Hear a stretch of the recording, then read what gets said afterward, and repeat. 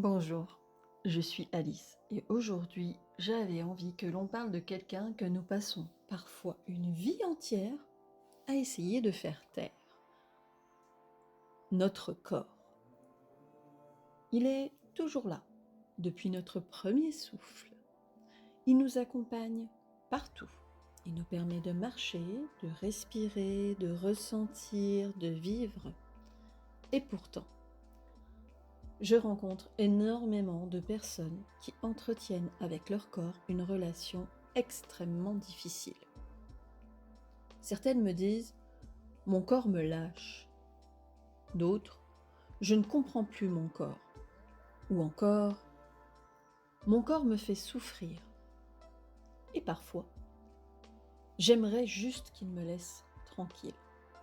Alors aujourd'hui, j'aimerais te proposer une autre manière de regarder les choses.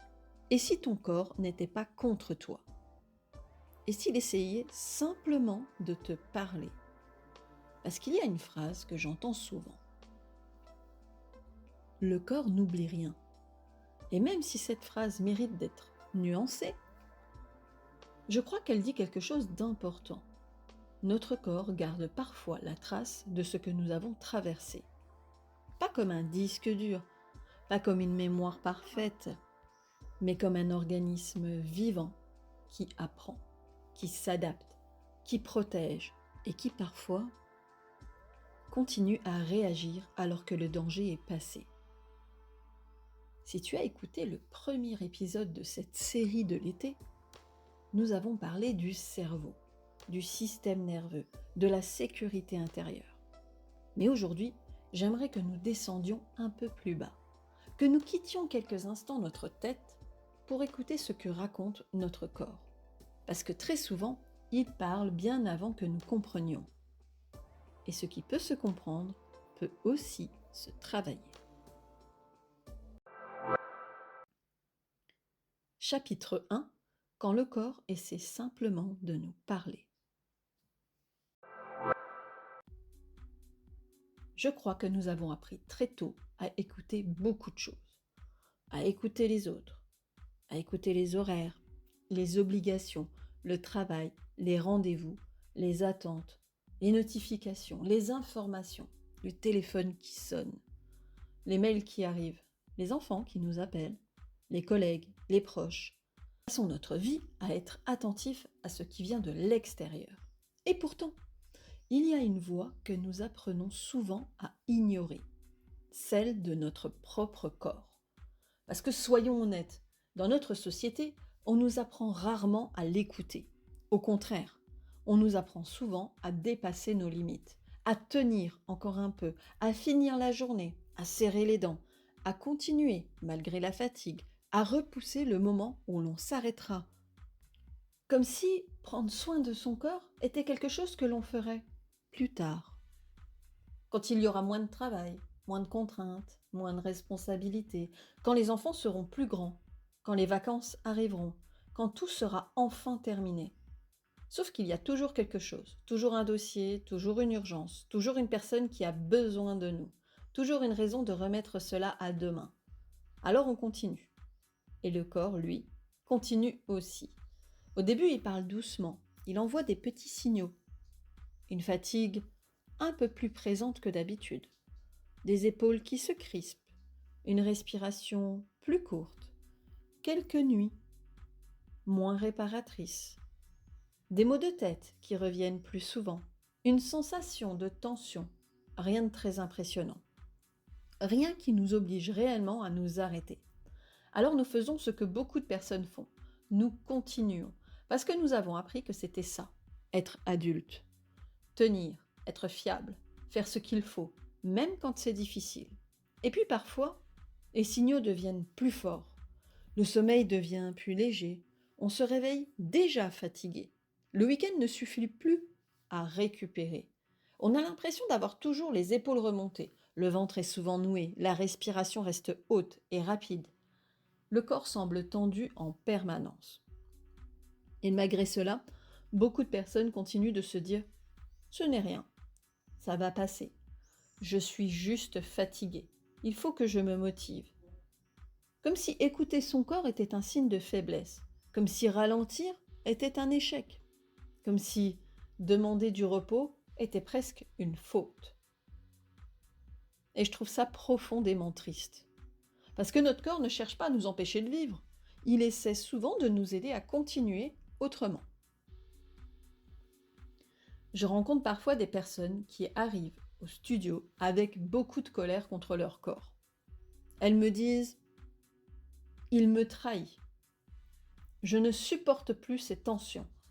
Je voudrais qu'il fonctionne normalement. » Et je comprends cette colère.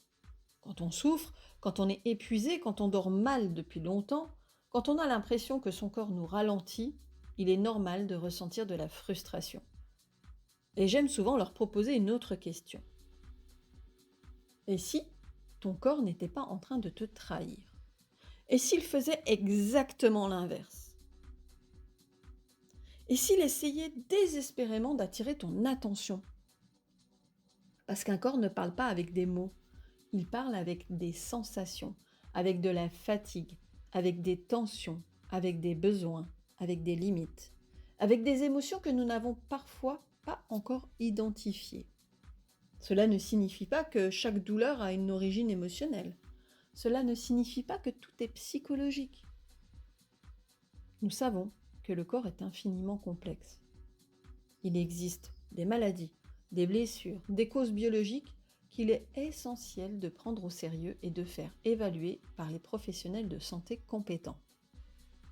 Même lorsque ces causes existent, notre manière de vivre, notre niveau de stress, notre système nerveux, notre fatigue peuvent aussi influencer notre façon de ressentir, de récupérer ou de traverser ces difficultés. C'est cette vision globale qui me semble importante. Le corps et l'esprit ne vivent pas chacun de leur côté. Ils dialoguent en permanence. Et pourtant, nous sommes nombreux à ne commencer à écouter notre corps que lorsqu'il crie, comme si ces murmures n'étaient jamais suffisants. Et je trouve cette image très parlante. Imagine un ami qui essaierait de te parler. Au début, il te chuchote quelque chose. Tu ne l'entends pas. Alors il parle un peu plus fort. Et tu continues. Il élève la voix. Tu regardes ailleurs. À un moment, il finit presque par crier. Non pas parce qu'il est contre toi, mais parce qu'il cherche désespérément à être entendu. J'ai parfois l'impression que notre corps fonctionne un peu comme ça. Il ne cherche pas à nous punir, il cherche à nous informer, à nous dire « là, quelque chose mérite peut-être ton attention ». Et je crois que cette idée change profondément notre relation à lui, parce qu'elle remplace le combat par la curiosité. Au lieu de se demander « pourquoi mon corps me fait ça ?», on peut commencer à se demander « qu'est-ce que mon corps essaie peut-être de me dire aujourd'hui ?» Et rien que cette question ouvre souvent une porte vers plus de douceur, plus d'écoute, plus de compréhension. Parce qu'il y a une raison à ce que tu vis. Tu n'es pas cassé, ton corps n'est pas ton ennemi. Et ce qui peut se comprendre peut aussi se travailler. Chapitre 2. Pourquoi sommes-nous si nombreux à ne plus écouter notre corps? Il y a une question que je pose très souvent en séance. Une question toute simple. Je demande, aujourd'hui, comment va votre corps? Et très souvent, la personne me regarde, elle réfléchit, puis elle me répond, je ne sais pas. Et je trouve cette réponse fascinante, parce qu'elle sait comment va son travail, elle sait comment vont ses enfants, elle sait combien il reste sur son compte bancaire, elle sait ce qu'elle va manger ce soir, mais son corps, elle ne sait plus vraiment. Et puis je lui demande, là tout de suite, est-ce que vos épaules sont détendues? Silence. Elle les monte, puis elle éclate de rire. Ah non, En fait, elles sont là, presque au niveau des oreilles. Et là, je souris, parce que ça arrive tellement souvent. Je vais te donner un autre exemple. Tu connais ce moment où tu rentres enfin chez toi. Tu t'assois, et là, tu découvres que tu serres les dents depuis ce matin, sans t'en être rendu compte. Ou tu réalises que tu bloques ta respiration depuis des heures. Ton corps, lui, le savait. Toi, tu étais trop occupé à continuer.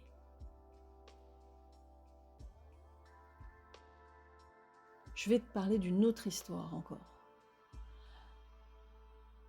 Tu sais, lorsque tu te dis « je vais bien », mais qu'au même moment, tu as mal au dos, tu dors mal, tu es épuisé, tu manges sur le pouce, tu oublies de boire, tu n'as pas pris 10 minutes pour toi depuis 3 semaines. Là encore, le corps racontait déjà quelque chose. Chapitre 3. Pourtant, je me suis reposée. Il y a une phrase qui revient très souvent, peut-être même que tu l'as déjà prononcée. Pourtant, je me suis reposée ce week-end. Ou encore, j'ai dormi 8 heures et je suis quand même fatiguée.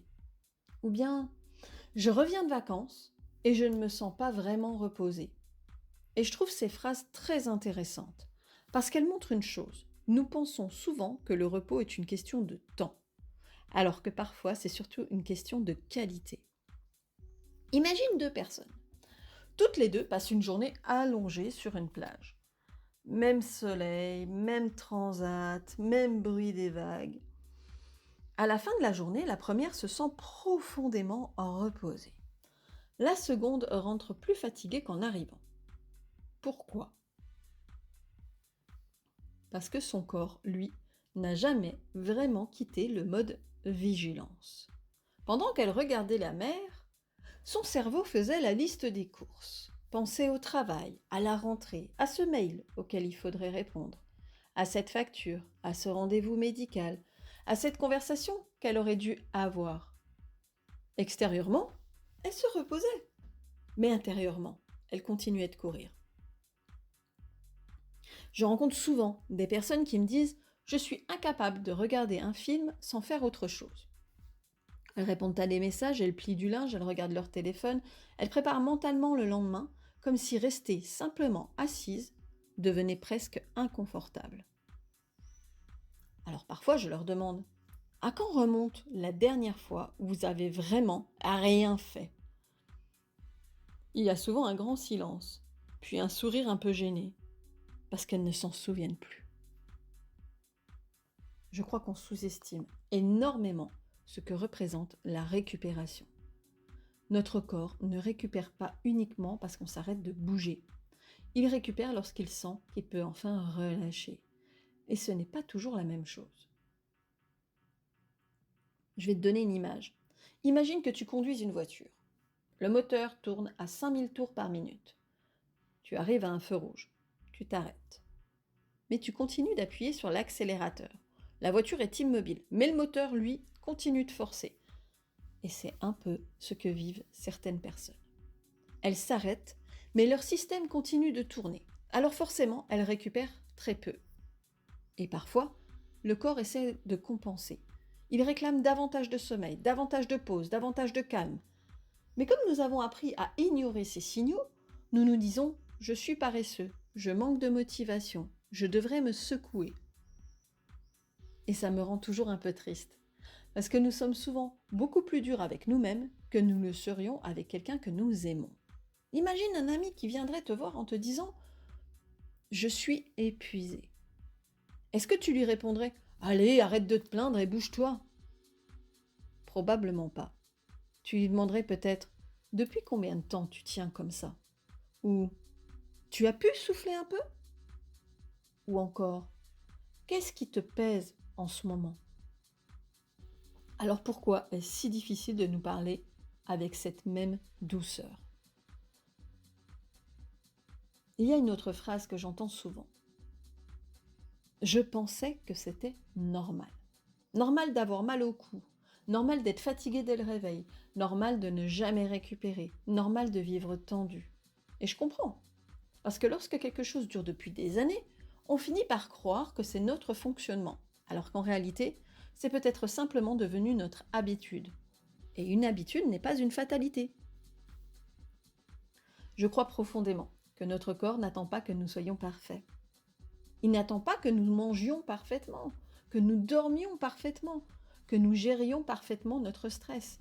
Il attend surtout que nous commencions à l'écouter un peu plus tôt, avant qu'il soit obligé de parler plus fort, avant qu'il nous oblige à nous arrêter, avant que l'épuisement ne devienne la seule façon d'obtenir enfin du repos. Et si, au lieu de voir la fatigue comme un ennemi, nous commencions à la regarder comme un message, non pas un message qui dit « tu es faible », mais peut-être un message qui demande simplement « est-ce qu'on pourrait prendre un peu plus soin de nous ?» Je trouve cette idée profondément apaisante, parce qu'elle transforme notre regard. On ne lutte plus contre son corps, on commence à faire équipe avec lui. Et c'est souvent là que quelque chose commence à changer. Parce qu'il y a une raison à ce que tu vis. Tu n'es pas condamné à vivre ainsi. Ton corps n'est pas ton ennemi. Et ce qui peut se comprendre peut aussi se travailler. Chapitre 4. Quand le corps sait avant nous que quelque chose ne va plus. Je vais te poser une question. Est-ce qu'il t'est déjà arrivé de tomber malade le lendemain de tes vacances? Ou juste après un gros projet? Ou le week-end après une semaine très intense? C'est quelque chose que beaucoup de personnes me racontent. Pendant plusieurs semaines, elles tiennent, elles courent, elles gèrent, elles enchaînent. Et puis, le premier moment où elles pourraient enfin souffler, le corps dit « maintenant c'est à mon tour ». Et souvent, elles me disent en souriant « c'est toujours pareil, dès que je peux me reposer, je tombe malade ». Je trouve ça intéressant. Pas parce que le corps déciderait de nous punir, mais parce que parfois, il attend simplement que nous ayons enfin la possibilité de nous arrêter. Je remarque aussi une autre chose. Certaines personnes ne sentent leur fatigue qu'une fois qu'elles s'assoient. Toute la journée, elles tiennent, elles sont efficaces, elles répondent aux demandes, elles courent partout. Et puis le soir, elles s'installent dans le canapé et là, elles découvrent qu'elles sont épuisées. Comme si le corps disait enfin « est-ce que je peux te montrer maintenant ce que je ressens ?» Je trouve ça fascinant, parce que notre corps est souvent beaucoup plus honnête que notre mental. Le mental dit parfois « encore un effort ». Le corps répond « j'aimerais qu'on s'arrête un peu ». Le mental dit « tu n'as pas le temps ». Alors le corps répond « mais je commence à manquer d'énergie ». Le mental dit « tu verras plus tard ». Le corps répond « je suis déjà en train de te parler ». Et je crois que beaucoup de personnes vivent ce dialogue intérieur sans même s'en rendre compte. Elles ont appris à écouter la voix qui pousse, rarement celle qui protège. Je pense à une personne que j'ai accompagnée. Elle me disait « je ne comprends pas, je suis toujours à bout ». Je lui ai demandé « à quel moment, dans une journée, votre corps vous dit qu'il aurait besoin d'une pause ?» Elle est restée silencieuse. Puis elle m'a répondu « je crois qu'il me le dit toute la journée. Et je ne l'écoute qu'une fois qu'il est trop tard. » Je trouve cette phrase très forte, parce que je crois que c'est le quotidien de beaucoup de personnes. Le corps parle, mais nous attendons qu'il crie. Imagine un enfant qui te tire doucement la manche. Tu continues ce que tu fais. Il recommence. Tu continues. Alors il insiste un peu plus. Puis encore. Et à un moment, il finit par crier. Pas parce qu'il voulait crier, mais parce qu'il ne savait plus comment attirer ton attention. Et j'ai parfois l'impression que notre corps fonctionne de la même manière. Il commence par murmurer, une petite fatigue, une tension, une respiration plus courte, un besoin de calme. Puis si rien ne change, il parle un peu plus fort, toujours avec le même objectif, être entendu. Et j'aimerais vraiment te dire quelque chose d'important. Écouter son corps, ce n'est pas vivre dans l'inquiétude permanente. Ce n'est pas analyser le moindre symptôme. Ce n'est pas renoncer à tous ces projets, c'est simplement développer une forme de curiosité. Au lieu de dire immédiatement « mon corps me gêne », peut-être pouvons-nous parfois nous demander « tiens, pourquoi il réagit ainsi aujourd'hui ?» Cette question est très différente. Elle ne cherche pas un coupable, elle cherche à comprendre. Et j'aime beaucoup cette façon de regarder les choses, parce qu'elle crée une alliance, elle transforme une lutte en dialogue. Je crois que notre corps ne nous demande pas d'être parfait. Il ne nous demande pas une vie sans stress, une vie sans émotion, sans fatigue. Il nous demande surtout de ne pas attendre qu'il soit obligé de crier pour commencer à l'écouter. Et je trouve ça profondément humain, parce qu'au fond, notre corps fait ce qu'il peut, comme nous. Si aujourd'hui tu te reconnais dans cette tendance à repousser toujours un peu plus loin tes limites, j'aimerais simplement te laisser avec cette question. Depuis combien de temps ton corps essaie-t-il de te dire quelque chose que tu n'as pas encore eu le temps d'écouter ? Chapitre 5. Et si ton corps n'avait pas besoin d'être corrigé, mais écouté ? Il y a une phrase que j'entends souvent lorsque quelqu'un pousse la porte du studio. Je voudrais que mon corps arrête de réagir comme ça. Ou encore, je voudrais retrouver le corps que j'avais avant. Et je comprends profondément ce désir. Quand on vit avec de la fatigue, des tensions, des nuits difficiles, ou cette impression que son corps ne suit plus, on a naturellement envie que cela cesse. Mais très souvent, je ne commence pas par chercher à faire disparaître ces réactions. Je commence par une autre question. Pourquoi sont-elles là ? Que j'ai une conviction. Notre corps ne fait jamais les choses contre nous. Il cherche toujours à sa manière à s'adapter à ce qu'il vit. Cela ne veut pas dire qu'il a toujours raison. Cela ne veut pas dire que tout ce qu'il fait est agréable. Mais cela veut dire qu'avant de vouloir faire taire un symptôme, j'aime comprendre ce qu'il essaie peut-être de raconter. Je me souviens d'une personne qui disait « J'en ai assez d'être toujours tendue ».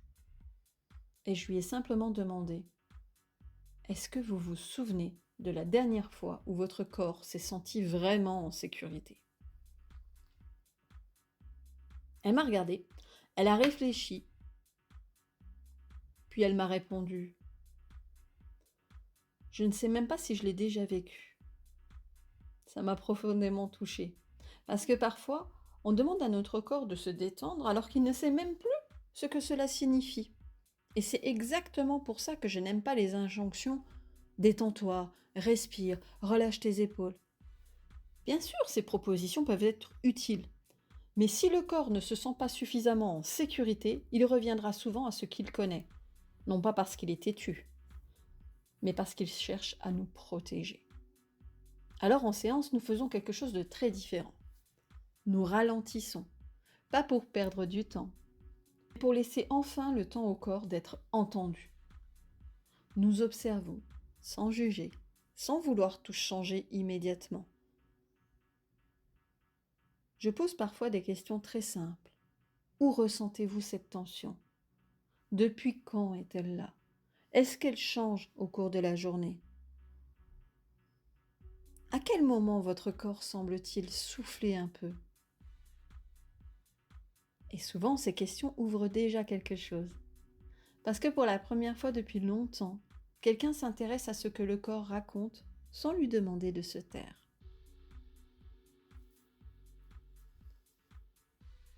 Je crois profondément que beaucoup de personnes passent leur vie à essayer de contrôler leur corps, alors qu'elles n'ont jamais appris à entrer en relation avec lui. Et ce sont deux choses très différentes. Contrôler, c'est vouloir obtenir un résultat. Entrer en relation, c'est accepter d'écouter avant d'agir. Je le vois souvent en sophrologie. Au début, certaines personnes me disent « je ne ressens rien » ou « je ne suis pas douée pour ça ». Et je souris, parce que personne n'est doué ou pas doué pour ressentir son corps. Parfois, on a simplement passé tellement d'années à ne plus l'écouter qu'il faut un peu de temps pour réapprendre son langage. Comme lorsqu'on retrouve une langue qu'on n'avait pas parlée depuis longtemps. Les premiers mots reviennent doucement, puis les phrases, puis la conversation devient plus naturelle. Je crois que la relation au corps ressemble un peu à ça. Et c'est peut-être ce que j'aime le plus dans mon métier. Voir ce moment où une personne me dit « Je crois que je commence à comprendre ce que mon corps essaie de me dire. » Pas parce qu'elle a trouvé une explication parfaite, mais parce qu'elle a changé de regard. Elle n'est plus en guerre contre lui. Elle commence à marcher avec lui. Et cette différence est immense. Parce qu'au fond, je ne cherche pas à apprendre aux personnes à contrôler davantage leur corps. Je cherche à les aider à retrouver suffisamment de sécurité pour qu'elles puissent progressivement lui refaire confiance. Pas une confiance aveugle, une confiance construite. Une confiance qui se développe au fil des expériences, au fil des séances, au fil des petits changements. Parce que le changement profond ressemble rarement à une révolution. Il ressemble souvent à de toutes petites choses. Une respiration un peu plus ample, des épaules qui descendent sans qu'on y pense, une nuit un peu plus réparatrice, le plaisir de sentir le soleil sur sa peau, le fait de remarquer que l'on serre moins les dents, le fait de sentir la fatigue avant l'épuisement. Les changements paraissent modestes et pourtant, ils transforment parfois toute une façon de vivre. J'aimerais vraiment que tu repartes avec cette idée. Ton corps n'est pas un problème à résoudre. C'est une partie de toi qui essaie depuis longtemps de faire de son mieux. Et peut-être qu'aujourd'hui, il n'a pas besoin que tu luttes davantage contre lui. Il a peut-être simplement besoin que tu commences à l'écouter autrement.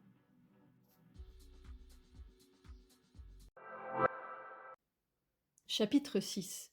Et si ton corps n'avait jamais cessé d'être de ton côté? J'aimerais te laisser avec une dernière réflexion. Pendant longtemps, j'ai eu l'impression que beaucoup de personnes vivaient avec leur corps, comme on vit avec quelqu'un avec qui on est en conflit. On se critique, on se reproche, on se force, on s'énerve contre lui. On lui en veut lorsqu'il est fatigué, lorsqu'il est douloureux, lorsqu'il ralentit, lorsqu'il ne répond plus comme on le voudrait. Comme si le corps était devenu un adversaire. Et pourtant, plus j'accompagne des personnes, plus je me dis que notre corps est probablement l'un de nos plus fidèles alliés. Parce que lui, il ne cherche pas à être performant. Il ne cherche pas à être parfait. Il ne cherche pas à faire bonne impression. Il cherche simplement à nous maintenir en vie, à nous protéger, à nous permettre de continuer, même lorsqu'il utilise parfois des stratégies qui deviennent coûteuses. Et je trouve ça profondément touchant, parce que derrière une tension, il y a souvent un corps qui essaie de tenir. Derrière une grande fatigue, il y a parfois un corps qui demande simplement « Est-ce qu'on pourrait souffler un peu ?» Derrière un sommeil qui devient léger, il y a parfois un système qui reste en alerte. Non pas parce qu'il veut nous compliquer la vie, mais parce qu'il croit encore qu'il doit veiller. Et lorsqu'on commence à regarder son corps de cette façon, quelque chose change. On passe progressivement de la colère à la curiosité, puis de la curiosité à la compréhension, et parfois de la compréhension à une forme de tendresse. Je crois qu'il y a une phrase qui résume assez bien ce que j'avais envie de partager aujourd'hui. Notre corps ne cherche pas notre perfection, il cherche notre équilibre. Et ces deux choses sont très différentes.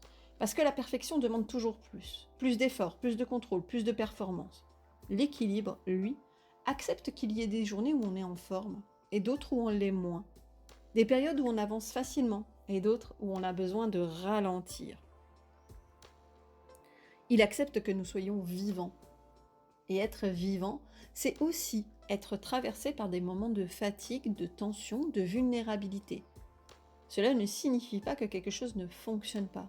Cela signifie que nous sommes humains. Alors peut-être que cet été, plutôt que d'essayer de faire taire ton corps, tu pourrais simplement commencer à lui poser une question, une seule. Une question très simple. Comment vas-tu aujourd'hui ? Sans chercher immédiatement une solution, sans vouloir réparer quoi que ce soit, juste écouter quelques secondes. comme on écouterait quelqu'un que l'on aime. Je trouve que cette idée est belle, parce qu'au fond, nous passons toute notre vie avec notre corps, et pourtant, nous sommes parfois les derniers à lui accorder notre attention.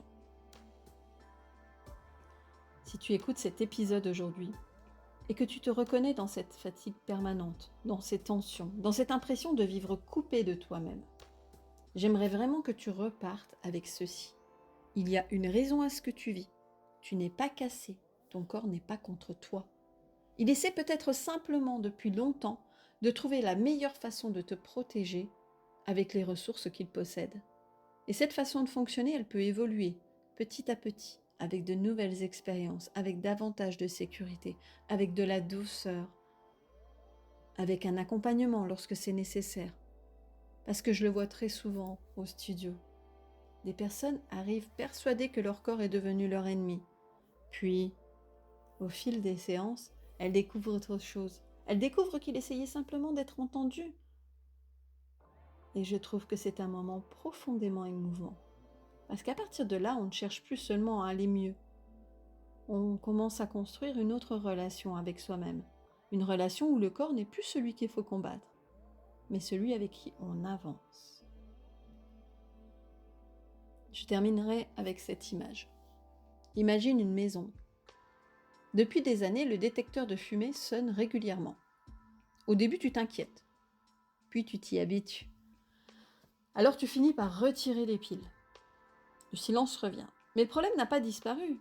Le détecteur ne cherchait pas à te déranger, il cherchait à t'avertir. Je crois que notre corps ressemble parfois à ce détecteur. Il n'est pas là pour nous compliquer la vie, il essaie simplement de nous transmettre une information. Et peut-être que la question n'est pas « comment faire taire mon corps ?», mais plutôt « qu'est-ce qu'il essaie de me dire avec bienveillance aujourd'hui ?» Je m'appelle Alice, je suis thérapeute psychocorporelle intégrative à Héricourt. J'accompagne des personnes qui souhaitent retrouver une relation plus apaisée avec elles-mêmes, leur corps et leur histoire. Si ce que nous avons partagé aujourd'hui a fait écho en toi, sache que tu n'es pas obligé de parcourir ce chemin seul. Il existe d'autres façons de vivre, d'autres façons d'habiter son corps et d'autres façons de prendre soin de soi. Prends soin de toi et je te retrouve très bientôt pour un nouvel épisode de Alice te parle.